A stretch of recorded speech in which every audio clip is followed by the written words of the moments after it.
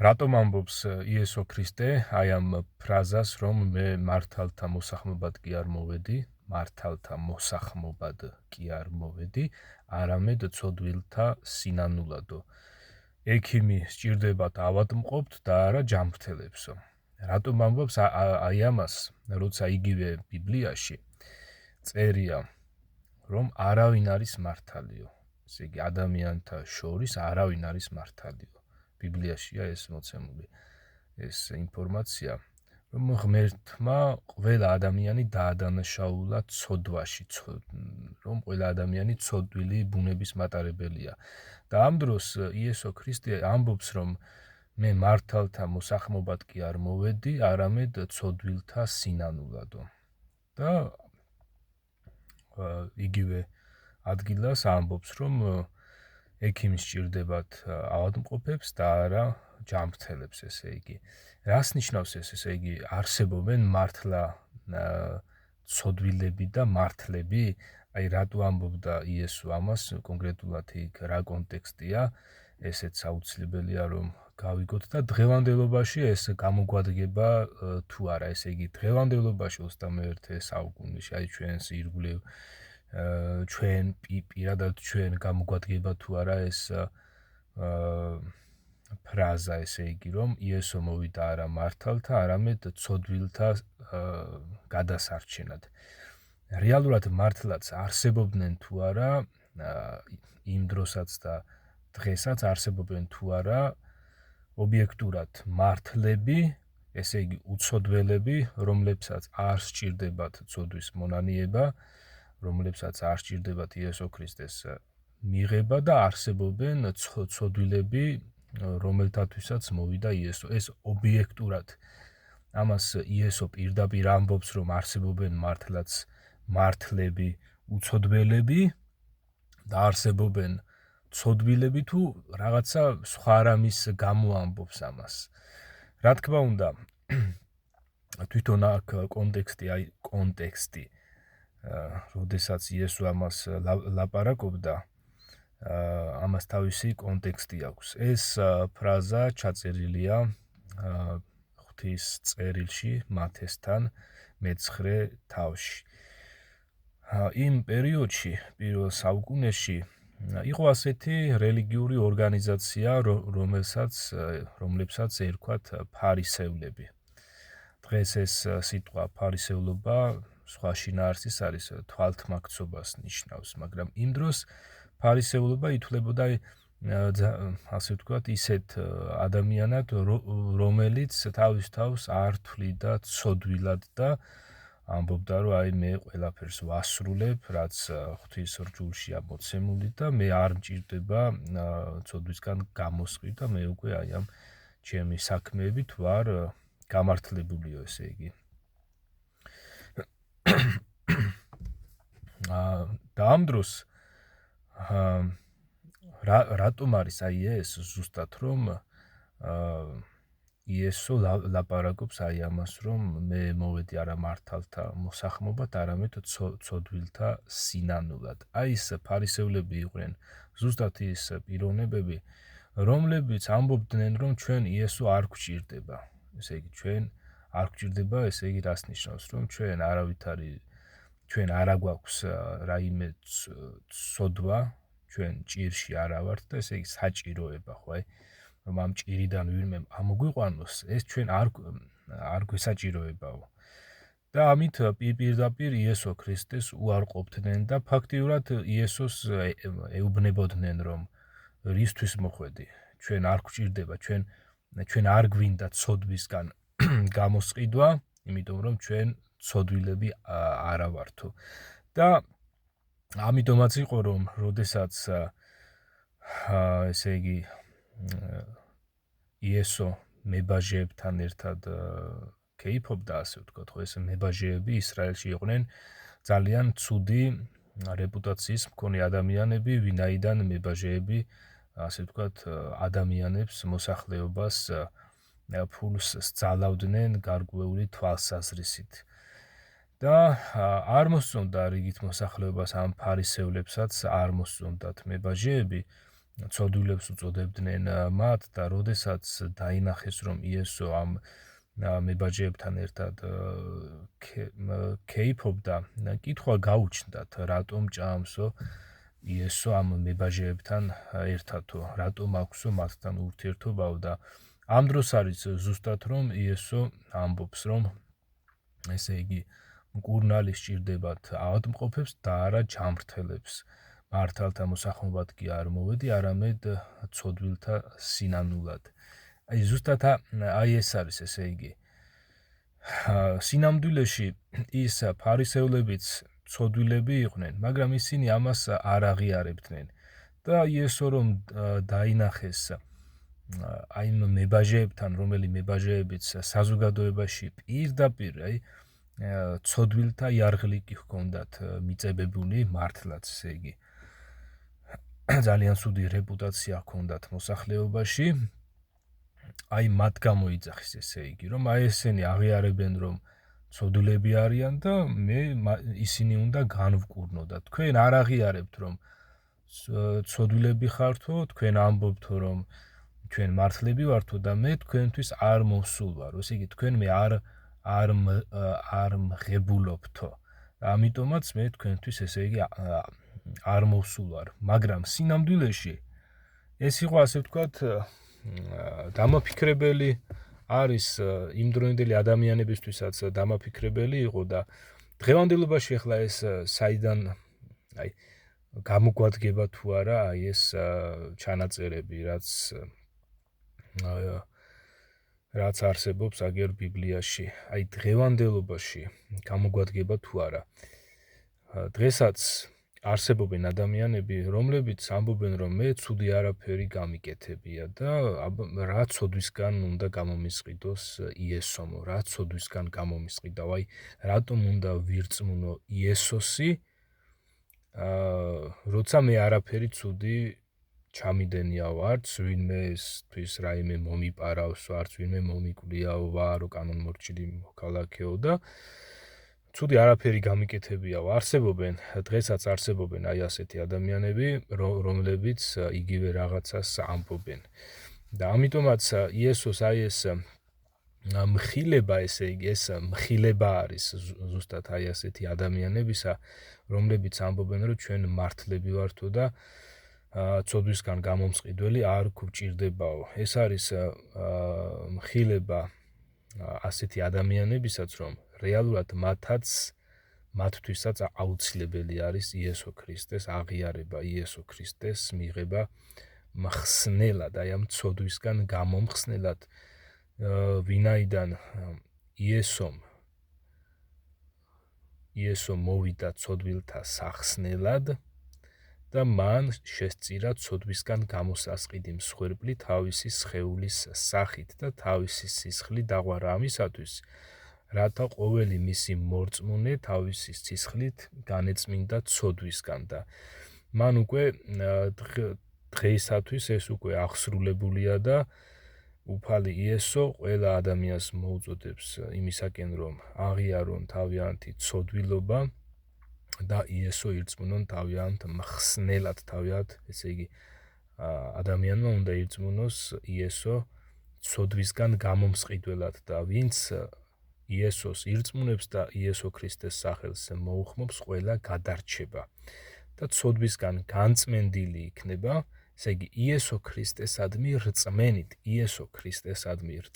ესე იგი დაჯერებით იესო ქრისტესადმი დაჯერებით ხდება აი ამ ცოდვების ჩამორეცხვა ცოდვისგან განწმენდილად ცხადდება უკვე პიროვნება ვინც იესო ქრისტე აღიარა თავის უფლად და თავის მხსნელად რომ ადრე ცოდვას იყო მიწებებული ცოდვის მონა იყო და ამ ცოდვის მონობიდან იესო ქრისტემ ჩვენ მორწმუნეები გამოგვისყიდა ცოდვისგან და უკვე ქრისტიანებს იგივე ბიბლიაში უკვე ეწოდებათ მართლები, გამართლებულები გვეწოდება უკვე და წმინდანები გვეწოდება. აქ არის ურთიერთ დაპირისპირებასავით არის, აი უყურეთ ახლა როგორ არის აი ეს ფარისევლები თავის თავს იმთავითვე უცოდველებად თვლიდნენ, რომ ჩვენ ესე იგი იმ თავითვე უცოდველები ვართო, ცოდვისგან გამომსყიდველი ესე იგი არ გვჭირდებაო. ხოლო აქეთ ადამიანები, რომლებიც ჩვენი ცოდვილობა ვაღიარეთ და იესო ქრისტე ვირწმუნეთ ჩვენს მხსნელად, უკვე ჩვენ გავხდით ქრისტიანები და ჩვენ უკვე ქრისტეს მიერ ვართ განწმენდილები და ჩვენ ვართ ზუსტად აი ამ რწმენით ვართ გამართლებულები. ესე იგი ჩვენ მართლები ვართ იესო ქრისტეს წყალობითა და იესო ქრისტეს მადლით. ესე იგი ჩვენ არ შეგვეძლო ჩვენი თავის განწმენდა, ჩვენ დაბადებიდანვე ცოდვილები დავიბადეთ, ჩვენ არ შეგვეძლო ცოდვისგან განთავისუფლება და იესომ თავისი სიყვარულის, თავისი წყალობისა და თავისი მადლის მეშვეობით, ესე იგი ჩვენ გავგვწმინდა. ეს ჩვენი დამსახურება არ არის, ჩვენ ამას ვერანაირი საქმეებით გავაკეთებდით, ეს იესომ გვაჩუქა ჩვენ და ჩვენ ვინც ეს ვაღიარეთ, ჩვენ უკვე განწმენდილები ვართ.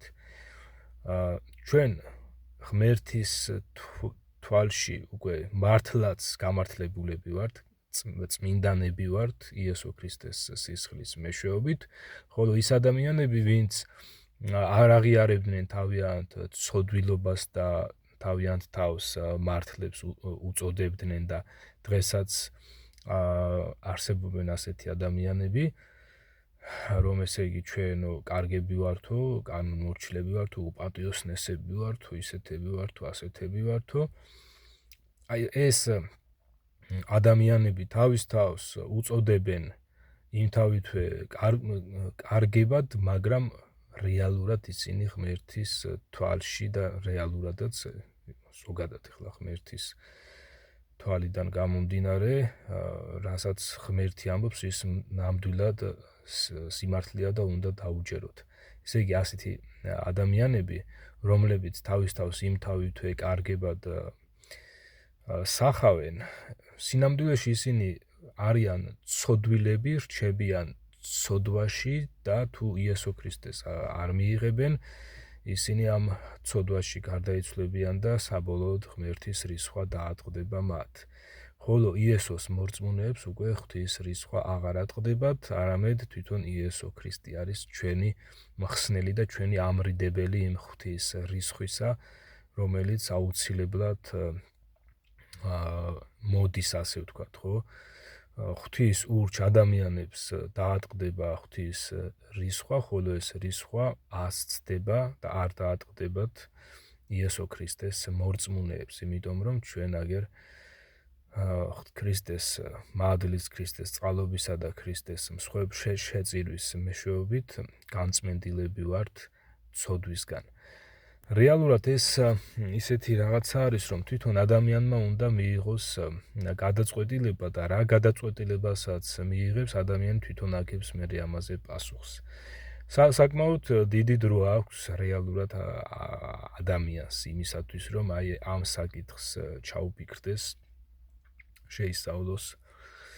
ისწავლოს ახლა მით უმეტეს დღევანდელობაში ისეთი მდგომარეობაა საქართველოში აგერ ეს სწავლა განათლება, ასე ვთქვათ, რასაც ეძახიან, სწავლა განათლებას ჭერს სკოლაში, მერე შემდეგ უნივერსიტეტში მით უმეტეს ვინც აგრძელებს სწავლას და თუნდაც სკოლისა და უნივერსიტეტის გარეთაც ადამიანები თვითონაც კითხულობენ სხვადასხვა წიგნებს.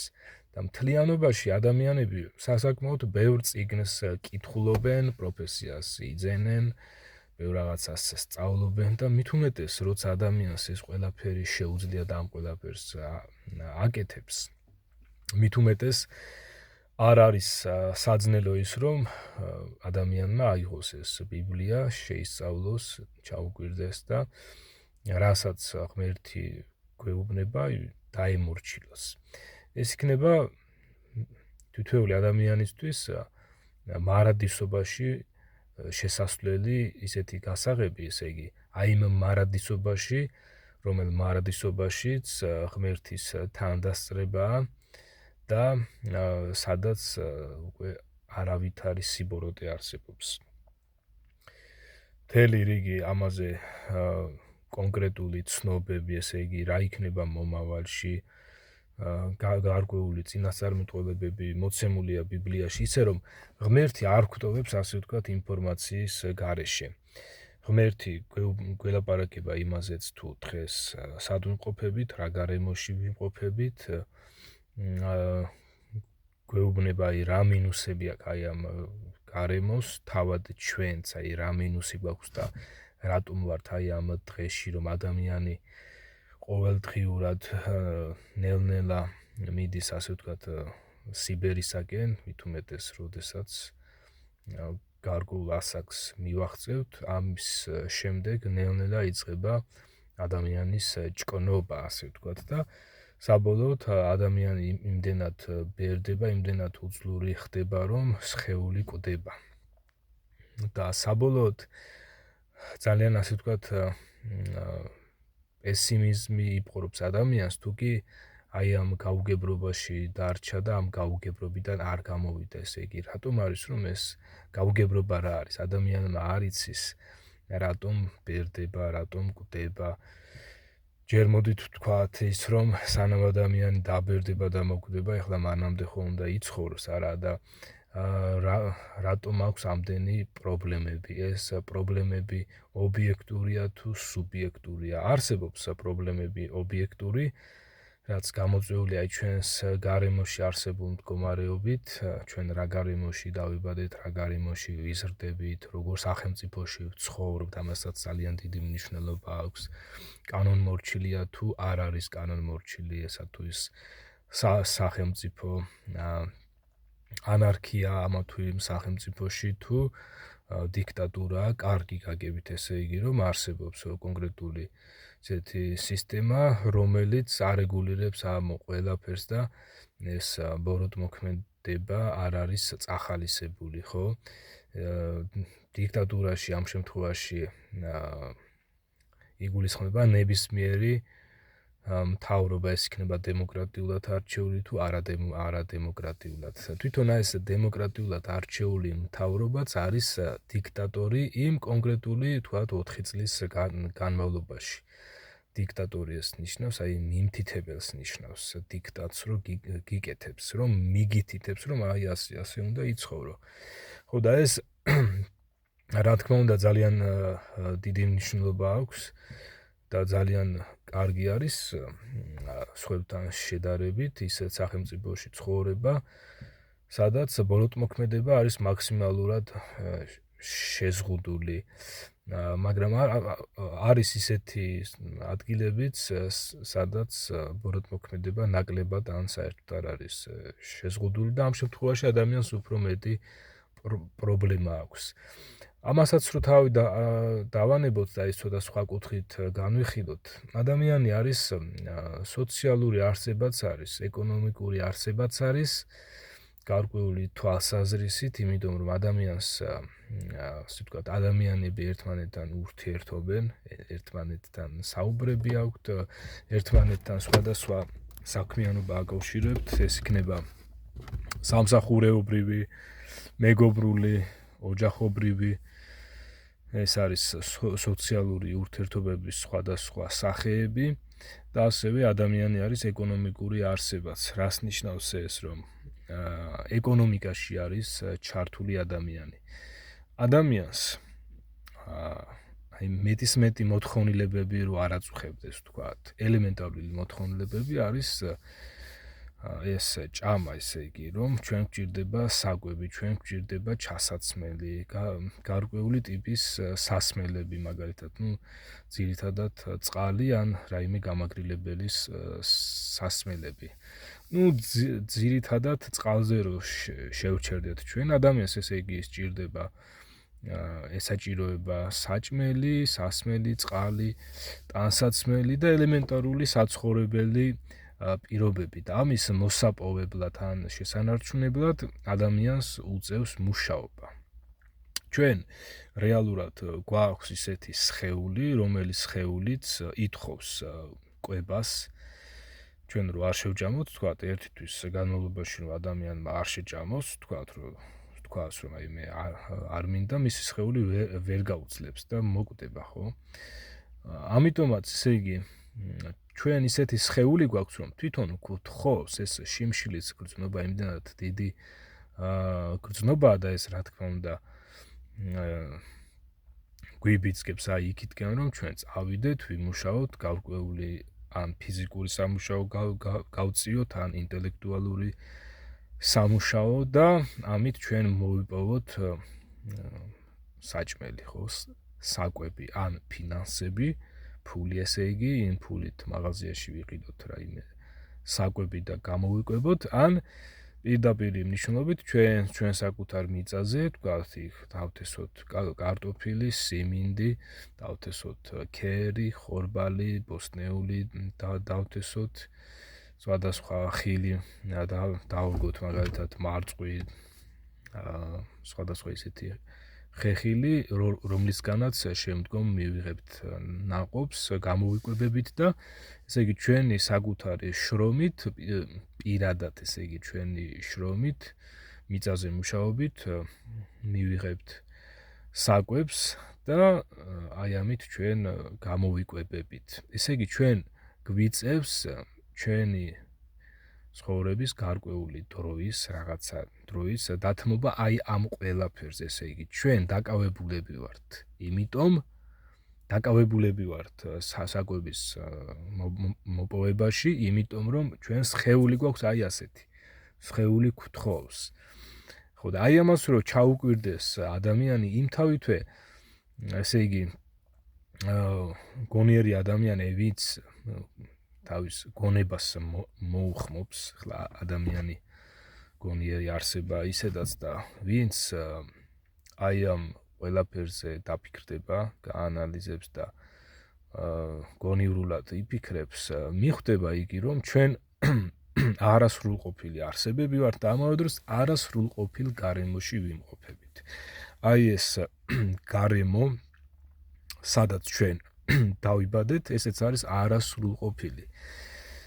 ამას ძალიან ცხადად მოწმობს ის, რომ იგივე საქართველოში მით უმეტეს მაღალმთიან რეგიონებში, დაბლად საკაც თელავში, თბილისში არსებობს ესე იგი წელიწადის დროები, არსებობს სტიქიური მოვლენები და ადამიანი ესე გარემოში ვერ იცხოვრებს ისე თუ კი მან არა აიშენა ეგრეთ წოდებული სახლი სადაც თქვათ იქ წვიმა არ ჩამოუვა თოვლი და ყინვა არ შეაწუხებს ქარი არ შეაწუხებს და ესე იგი ჩვენ იმთავითვე ვხედავთ რომ აი ეს გარემო გარკვეული დოზებით ჩვენს წინააღმდეგ არის და ჩვენ გვიწევს ის რომ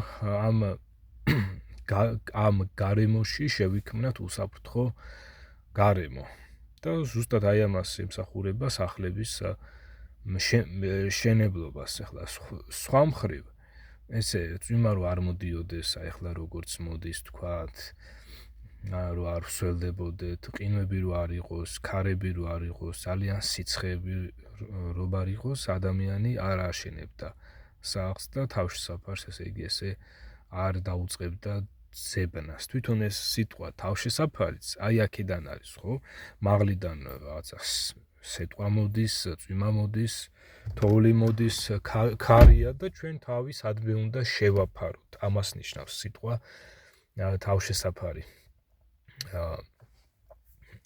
ამავე დროს ჩვენ აი ამ გარემოში რო დავიბადეთ ჩვენ ისეთი სხეული გვხვდა წილად რომელიც სხეულიც თვითონვე აი სულ რაღაცას გვთხოვს ან ჭამა უნდა ან დალევა უნდა ან გარკვეული ეს სექსუალური მოთხოვნილებები აწუხებს და ესეც გარკვეული დისკომფორტი არის ადამიანისთვის რომ ესე იგი მან ურთიერთობა უნდა რაღაცა სპეციფიკური ურთიერთობა უნდა დაამყაროს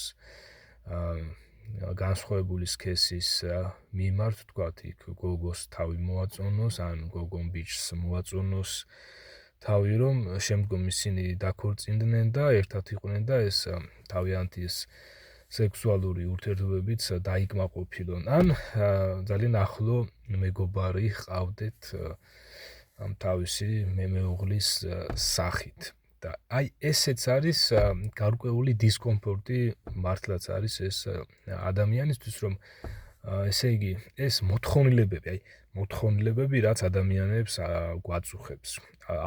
აწუხებთ ადამიანებს ეს, მეც არა ვარ გამონაკლისი და ესე იგი ჩვენ სულ ვცდილობთ იმას, რომ აი ამ გარემოში ნაკლები ტანჯვა გქონდეს, ნაკლები. გონიერი ადამიანი ამას უნდა ცდილობდეს და ბოლო-ბოლო როგორი, ასე ვთქვათ, უგუნური ადამიანიც გინდა იყოს, მას მაინც შეაწუხებს საკვების მოთხოვნილება, სექსუალური მოთხოვნილებაც და შეიძლება მან დაიკმაყოფილოს ეს არაკანონიერი გზით, ვთქვათ, ვიღაცას მოპაროს საჭმელი, ფული, ვიღაცა გააუპატიუროს, ან წავიდეს ეგრეთ წოდებულ მეძავებში, ესეც უკანონობა ესეც და ღმერთისგან ეს არ არის დაშვებული, ხო? რომ ან ვიღაცა გააუპატიურო, ან მეძავთან დაწვე ეს მეძავობა. თვითონ მეძავებიც ის ადამიანები, ვინც ამ საქმიანობას ეწევიან, აი ისინიც უნდა დაფიქრდნენ აი ამ საკითხებზე, რასაც აკეთებენ, ეს არის თუ არა სწორი და თუ აღმოაჩენენ, რომ სწორი არ არის, ამას თავი უნდა დაანებონ და ზუსტად ამ ადამიანებისთვისაც არის აგერ დაწერილი ღვთის წერილი, რომ მთლიანობაში აი ჩვენ, აი ხლა ის მეძავებიც ალბათ არსებობენ ისეთი მეძავები, რომლებიც ამბობენ, რომ აი ჩვენ სამსახური ვერ ვნახეთ და ამიტომაც იძულებული ვართ აი აქ ესე ვიმეძავთო. მე ამას ასე ვთქვათ, მე ვერ ვიტყვი, რომ ეს გამართლებაა, მაგრამ ეს ადამიანებიც არიან, ეს ადამიანები, ესენიც ჩვეულებრივი ადამიანები არიან და მართლაც ეს ადამიანებიც იმყოფებიან აი ამ წინააღმდეგობებით სავსე სამყაროში, სადაც ჩვენს წინააღმდეგ არის მომართული გარემო პირობებიც და თავად ჩვენი სხეულიც კი. ეხლა ვინ გაგვარკვევს აი ამაში? ვინ გაგვარკვევს აი ამაში, რატომ არის ადამიანი ასეთი, რატომ არის ჩვენს ირგვლივ არსებული გარემო, რატომ არის ასე მტრულად ჩვენს წინააღმდეგ განწყობილი და საერთოდ ვინ გაგვაჩინა აქ და რა ხდება ჩვენს ირგვლივ. ამისათვის აუცილებელი არის აგერ ესე იგი ღმერთმა ჩვენზე იზრუნა და მთელ რიგ აი ამ საკითხებზე ინფორმაციები ჩაგვიწერა მისსავე წერილში, მის ბიბლიაში, მოყოლებული ესე იგი ადამიანის ისტორია ჩვენი წინაპრისა ვიდრე ბოლომდე. ღმერთი გვცემს პასუხს იმ კითხვებზე, რომლებიც ჩამოვთვალეთ.